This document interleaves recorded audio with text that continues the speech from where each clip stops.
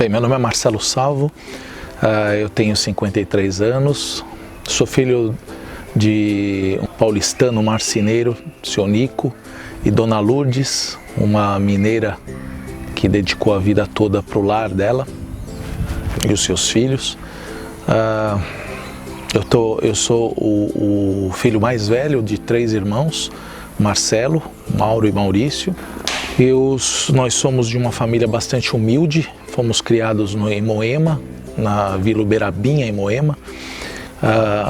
Naquela época as ruas não tinham asfalto, eram de terra. No calor a gente se reunia no portão de casa, sentava todo mundo na calçada e ficava contando o número de carros que passava lá naquela rua. Era tudo limitado, a gente pouco via os carros e a gente ficava olhando e apostando qual seria o final da placa do carro, umas coisas assim.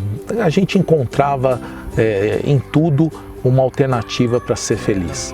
A gente gostava muito de assistir televisão e desenhos animados, principalmente do Hanna-Barbera.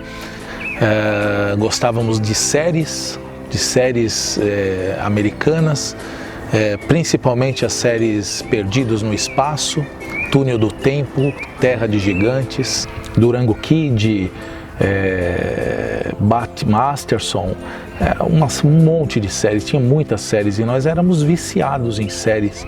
E o que era mais legal é que a gente se juntava com uma vizinha chamada Kátia e no final de cada episódio que a gente assistia, a gente ia simular, pegando os cabos de vassoura, de rodo e utilizando como cavalos e fazia com a nossa imaginação de 3 pessoas, fazíamos uma série ao vivo ali, um teatrinho, simulando toda a nossa imaginação, compartilhando a nossa imaginação, o que a gente tinha percebido daquelas séries.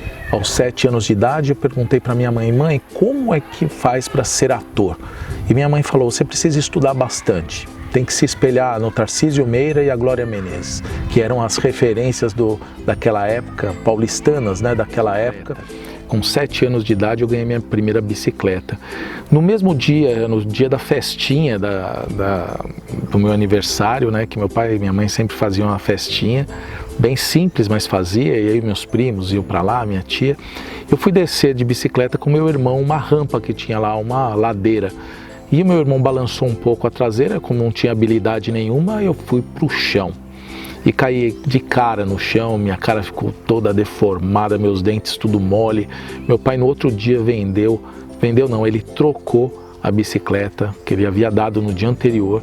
Ele trocou com um amigo dele por um gravador.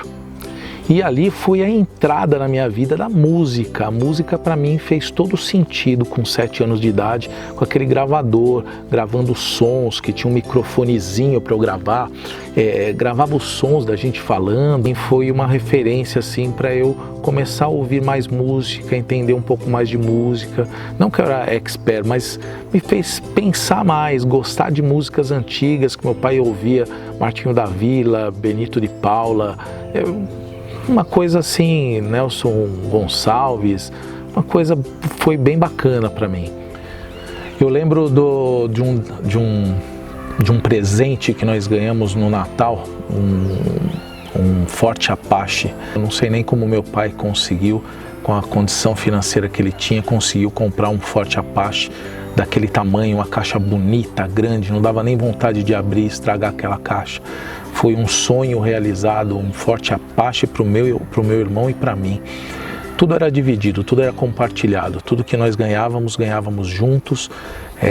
Foram momentos inesquecíveis, os momentos que nós passamos, eu, meu irmão, meu pai e minha mãe, até que o Maurício nascesse. Foram 10 anos que se passaram. Esses 10 anos foi especificamente numa casa. O Maurício nasceu numa outra casa que nós mudamos, fomos para a Avenida Sabiá, em Moema. Já não era Vila Uberabinha, era Moema mesmo. A gente morava no fundo da casa de uma pessoa lá, que era Dona Madalena, muito gente boa, tinha uma família grande e nos tratava muito bem.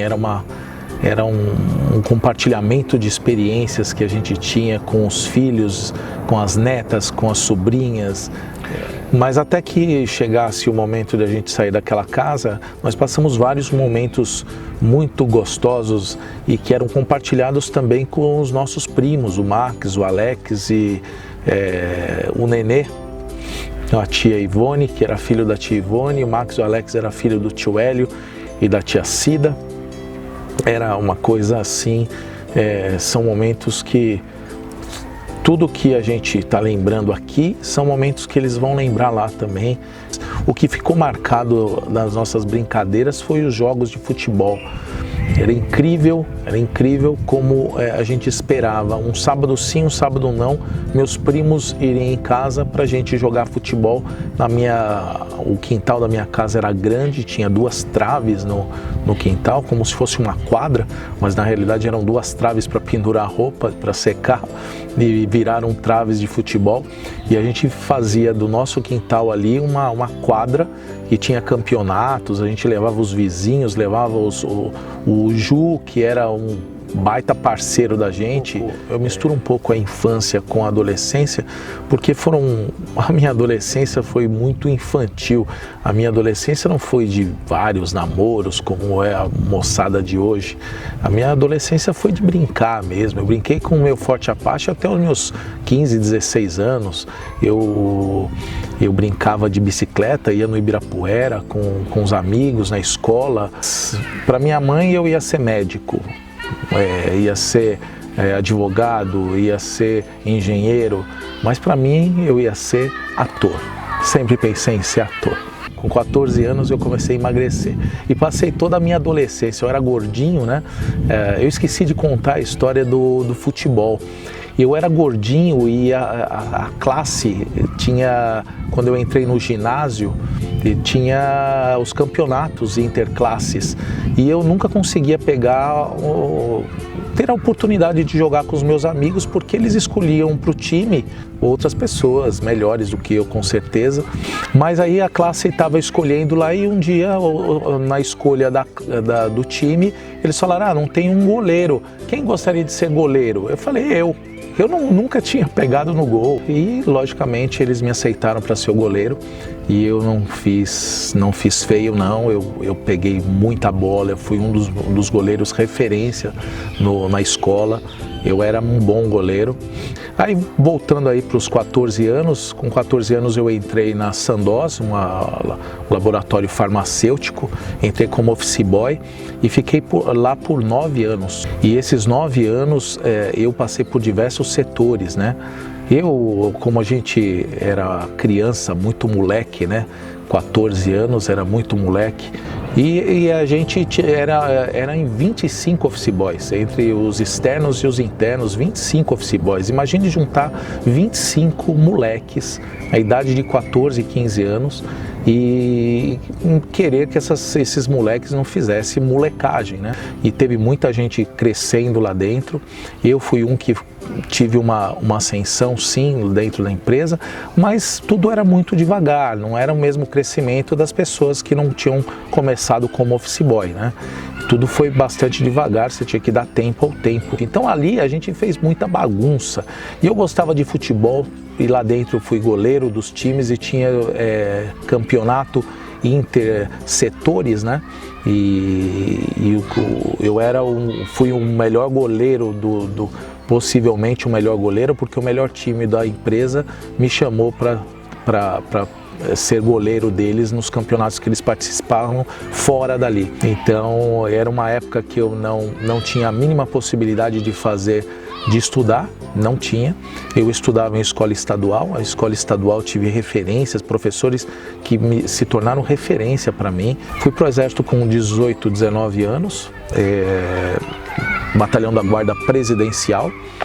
Estive lá em Brasília por uma semana apenas. Um determinado dia, dormindo no quartel, às 4 horas da manhã, me acordaram e falaram que eu tinha que fazer uma entrevista com o tenente, que eles iam dispensar 30 pessoas do batalhão todo, 30 pessoas seriam dispensadas por excesso de contingente. E eu fui conversar com esse tenente, e apesar do cara ter sido gente boa, o lugar era um inferno. parecia um campo de concentração. E eu tô fora de tudo isso, nem de nazismo eu gosto. Então assim, eu queria ser ator, viver várias vidas, contar histórias, de interpretar a vida de uma outra pessoa, seja na comédia, no drama, na tragicomédia, seja onde for, eu queria essa profissão.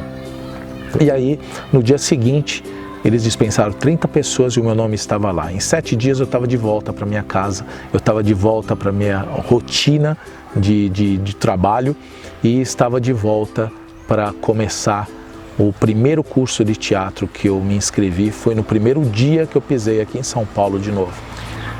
Ter entrado num curso de teatro com 19 anos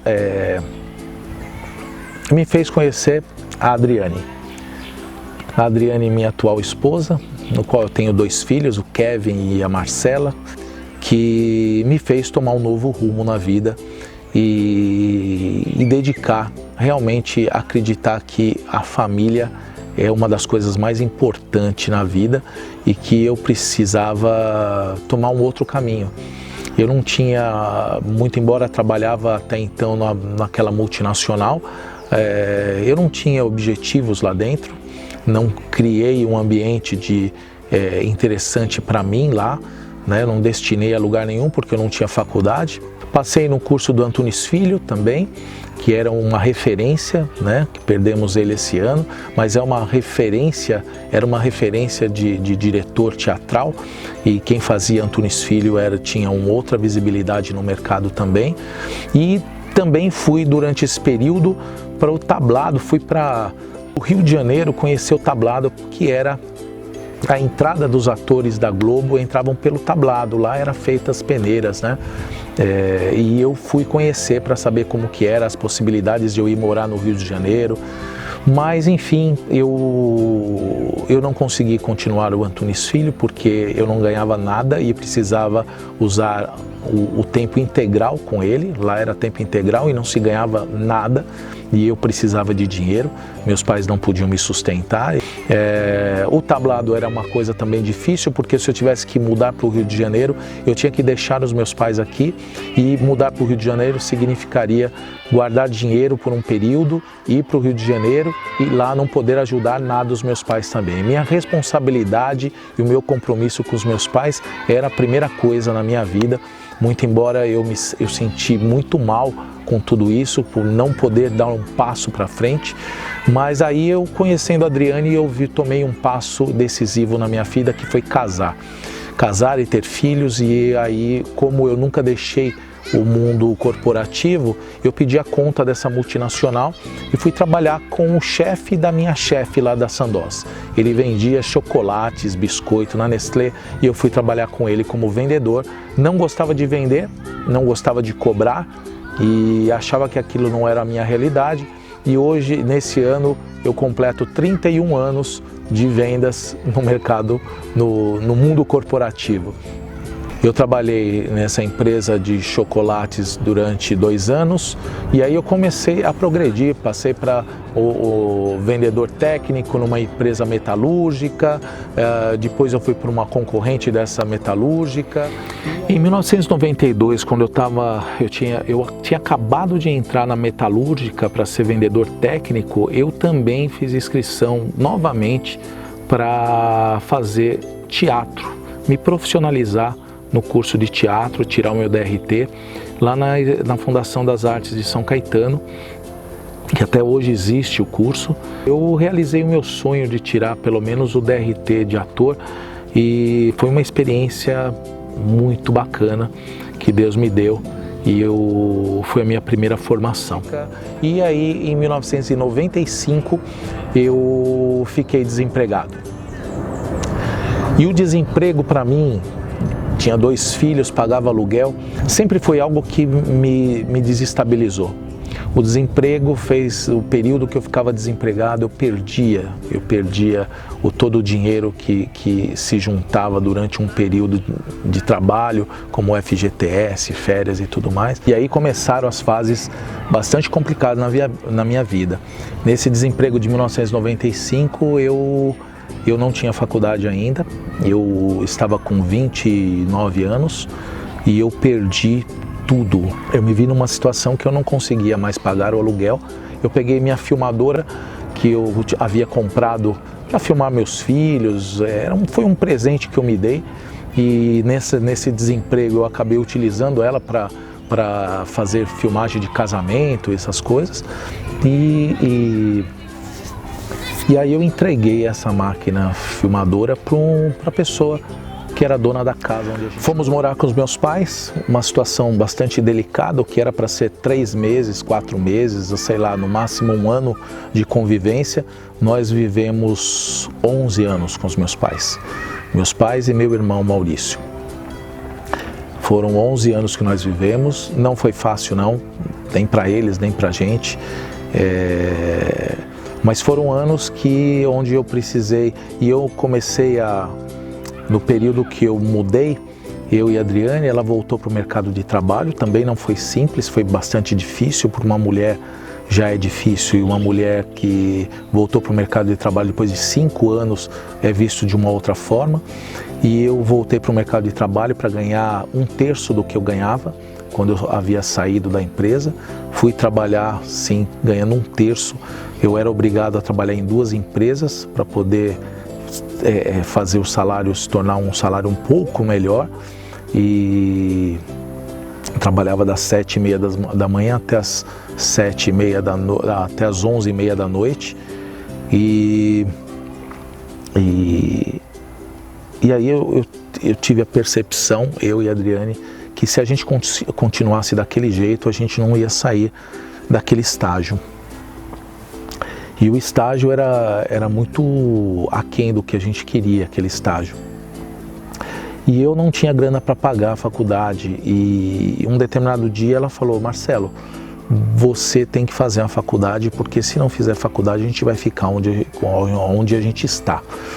E eu falei: mas é impossível, eu não tenho grana, a gente paga isso, paga aquilo, e é sempre a necessidade maior era pagar o estudo dos nossos filhos, que não é fácil. E eu fiz a inscrição, a matrícula numa faculdade do lado da empresa onde eu trabalhava, pedi a conta da segunda empresa onde eu ia até as 11h30 da noite, e comecei a trabalhar das 7h30 naquela empresa, das 7h30 às 19h30, e atravessava a rua, 7h30 da noite, atravessava a rua, entrava na faculdade e comecei a fazer minha faculdade, e assim foi por vários anos. E aí depois que eu entrei na faculdade, as coisas começaram a melhorar, e um determinado dia eu falei: sabe de uma coisa, eu não quero só ser vendedor, eu quero ser agora um gerente de vendas. Eu tomei a decisão de que eu precisava ser um gerente de vendas, pedi a conta num PDV que estava acontecendo na empresa, pedi a conta, e 2 meses depois eu estava contratado numa empresa do mercado de construção civil, e eu tive uma ascensão muito rápida lá, porque eu entrei como gerente de atendimento de telemarketing, né? E em 6 meses eu fui convidado para ser gerente nacional de vendas, sem experiência de ser gerente de vendas, nacional de vendas, que lidar com 120 representantes, 30 distribuidores, 20 back-offices na minha sala. Eu não tinha essa experiência. Aí eu liguei para o meu antigo chefe, né, e que era um cara que era uma referência e eu acreditava muito nele, e perguntei: chefe, o que eu faço agora? Eu pedi isso para Deus, mas quando veio, eu não sei o que eu faço. E ele disse o seguinte: Marcelo, faz o seguinte, faz o seu melhor. Quando a gente faz o nosso melhor, a gente consegue ultrapassar essas barreiras. E realmente foi o início de uma caminhada de liderança por várias empresas, vários mercados, e teve uma ascensão boa, um crescimento grande, e eu consegui comprar minha casa, meus pais compraram a casa deles, e eu e a Adriane tivemos um sonho realizado, viajamos bastante, começamos a ter um crescimento, conheci muita gente, muitas pessoas boas, muitas equipes, comecei a ter noção, trabalhei com muitas mulheres, muitas empresas que eram focadas em mulheres, tipo Natura Cosméticos, Amil, Lynx, Omint, todas essas empresas. Trabalhei no mercado de luxo, que é algo diferente para quem nunca trabalhar no mercado de luxo. Saí da Omint, entrei na Lynx, que era uma concorrente, e lá quem era o dono era o Dr. Silvio, uma pessoa espetacular, uma pessoa inesquecível, uma pessoa boa de coração, uma pessoa que me ensinou bastante, que me deu a oportunidade de eu tentar conseguir virar o jogo, dobrar as vendas da empresa, enfim. Dr. Silvio foi uma referência, não dá para imaginar que aquele homem, após ter vendido a Lynx para Amil, ele tenha morrido, ele tenha nos deixado, ele tenha fechado os olhos e apagado todos os sonhos dele. Aquele homem era sonhador e ao mesmo tempo apagou um pouco dos nossos sonhos também, que estávamos do lado dele. Em 2012, a Amil comprou a Lynx, eu fui demitido, me vi numa situação novamente muito complicada, porque eu fiquei 1 ano e 3 meses desempregado. Eu tive a oportunidade do meu professor no MBA que eu fiz na FAAP, de ele me chamar para dar treinamento, e ele sabia do meu desejo de dar treinamento, de ser um palestrante, treinar equipes. Ele sabia desse desejo e ele me colocou lá acreditando em mim. Bem, em 2013 eu tive uma proposta por intermédio de uma amiga minha, ela me indicou para uma empresa que ela estava trabalhando, me indicou para trabalhar numa corretora, era uma corretora pequena, e aí começou tudo de novo, começou a ascensão de novo. Eu recebi uma proposta para dar aula no MBA, fiquei por 2 anos e pouco dando aula, e ali na corretora também fiquei por 2 anos e pouco, e escrevi meu primeiro livro, e continuei viajando com a Adriane, e continuei pagando a faculdade, pós-graduação dos meus filhos. E foi um período bastante interessante, de 2013 a 2015. Começo de 2017, eu comecei a empreender, abrir uma consultoria de educação corporativa e fazer aquilo que eu já previa fazer há muito tempo, mesmo antes de 2012. Bem, uma coisa que não posso esquecer de citar é sobre a minha família do interior de São Paulo, em Sumaré. Eles participaram em todos os natais, foram feitos até 2015, sei lá, 2016, todos os natais foram feitos em Sumaré, no interior de São Paulo, e onde tinha a minha avó, que hoje é falecida, e tios e tias, primos e primas, que a gente vivenciou isso desde que eu nasci. Eu ia para Sumaré com os meus pais. Inicialmente a gente ia de trem, e normalmente o trem era tão lotado que, independente de você comprar passagem, você ia se tivesse lotado, você ia no vagão de carga. E por várias vezes a gente voltou para São Paulo no vagão de carga de correio, sei lá, acho que era o correio, mas tinha serragem no chão, coisas assim, né? Palha, acho que é palha no chão, uma coisa louca. As portas iam abertas, era como se fosse aqueles trens do Holocausto, né? As portas iam abertas, graças a Deus, e a gente ia vendo a natureza. Para criança era um sonho, né? Era uma coisa maravilhosa, uma coisa que a gente não esquece nunca. Eu sempre sigo 3 palavrinhas, para mim são palavras-chave para tudo. É o foco que você dá na sua vida, para as coisas que você dá na sua vida. Por isso minha empresa chama Atitude Profissional. Toda vez que eu caí nos buracos, eu tive que levantar por atitude, tomar uma atitude diferente, uma ação diferente. E todos os degraus que eu caminhei para cima, fui crescendo, também foi por intermédio de atitudes. Então eu sigo o foco, que é a primeira palavra-chave para mim. Eu tenho que saber onde eu quero chegar, e eu não posso sair desse caminho, eu não posso desviar desse caminho. Eu tenho que ter determinação, que é querer chegar aonde eu coloquei como foco, como objetivo. E a terceira palavra é persistência. Eu não posso desistir de chegar naquilo que eu estou determinado a chegar e que eu acredito que é o lugar que eu quero chegar. Foco, determinação e persistência.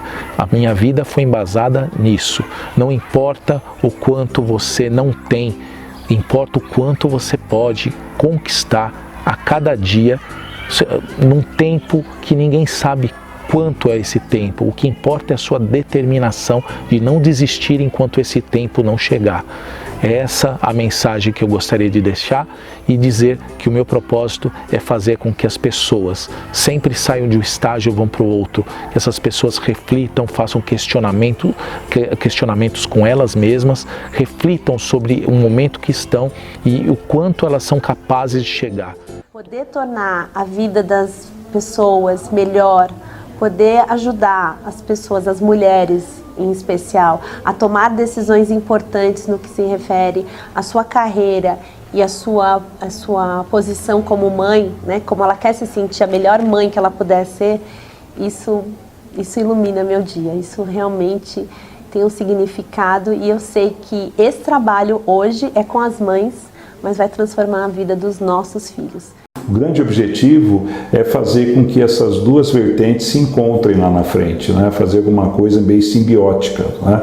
A empresa com a educação. Eu acho que esse grande momento aí, Martin Luther King falava que I have a dream, né? O meu sonho é ver essa simbiose acontecendo, tá bom? Até a próxima, grande prazer. Continuar ajudando as pessoas, empresas e organizações a serem mais inovadoras, de uma forma sustentável. O que me faz acordar todo dia é pensar no futuro das minhas filhas. A segunda coisa, eu acho que é ter uma condição cada vez mais confortável e entender o que é confortável para mim, né? Que não está relacionado com dinheiro, que está relacionado muitas vezes com a forma como eu lido em casa com as coisas, com os problemas, né? De ficar confortável e deixar as relações cada vez mais sólidas com as minhas filhas, com a minha esposa, com os meus pais. O que eu posso fazer hoje para ser melhor? O que eu posso contribuir? Como que eu posso contribuir hoje para essa pessoa que eu estou conversando para que a vida dela e a minha vida seja melhor? Eu gosto muito do micro, eu gosto muito de trabalhar no meu entorno. Eu posso melhorar o mundo a partir do momento que eu estou bem, a partir do momento que eu tenho um grande amor próprio, a partir do momento que esse amor derrama e pode então tocar outras pessoas. Eu gosto muito do Be Simple. E meu propósito é levar para as pessoas e para as organizações, primeiro, o autoconhecimento, os processos de desenvolvimento. Eu trabalho muito com uma equipe de liderança e suas equipes, e meu maior interesse é ver essas pessoas, primeiro, tomarem conhecimento de si mesmo. Então, quando alguém se olha no espelho, utiliza uma ferramenta de autoconhecimento e tem controle sobre suas emoções, os seus processos de desenvolvimento. Isso me traz muita alegria, e eu sempre trabalho dentro da área de treinamento com jogos, porque eu acho que a vida tem que ser divertida. E embora a gente passe por todas essas situações, a vida tem que ser divertida. Meu grande propósito é alavancar o potencial dessas lideranças para que elas alcancem o melhor para elas e para as organizações. E muitas das coisas que nós vamos começar a praticar agora, ainda nós não sabemos. Ainda nós não aprendemos a fazer da melhor forma. E o líder que não estiver disposto a aprender, não dá para estar nesse contexto de evolução. Por isso que contar um pouco dessa história, esse convite seu, a gente aceita, eu aceito, porque faz parte do propósito. É alguém poder ver isso que você está produzindo, que provavelmente faz parte do teu propósito, do teu legado compartilhado conosco. É também o cara olhar isso aqui e falar: caraca, meu, quando eu assisti aquele vídeo, eu tive um insight, eu tive uma ideia, eu vi que a vida é dura, mas vou pra cima, eu vi que a vida é complicada, a vida é difícil, mas a vida é boa. Vida boa é aquela vida onde a gente se entrega por inteiro dentro dela, em vida boa com os amigos, em vida boa com o trabalho, em vida boa com a família, em vida boa com a esposa, com os filhos, em vida boa nos encontros, em vida que gera vida em cada momento que a gente se encontra. É isso que eu acredito, cara. Que a vida tem que ser boa e gerar vida boa em cada vez que a gente se encontrar.